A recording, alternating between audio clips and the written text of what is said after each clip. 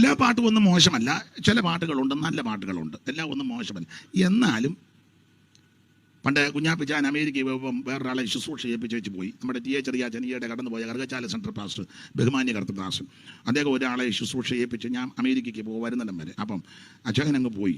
അപ്പോൾ ആ സഭയിലെ വേറൊരു അമ്മ കുറച്ച് നാൾ കഴിഞ്ഞപ്പം അന്നൊക്കെ ഇപ്പോഴല്ലയോ ഫോണ് എഴുത്തെഴുതി കുഞ്ഞാപ്പിച്ചായന് എത്രയും സ്നേഹം നിറഞ്ഞ ബഹുമാന്യ കർത്തൃദാസൻ കുഞ്ഞാപ്പിച്ചായൻ അറിയുന്നതിന് ഇന്നിടത്തെ കൊച്ചമ്മ എഴുതുന്ന കത്ത്.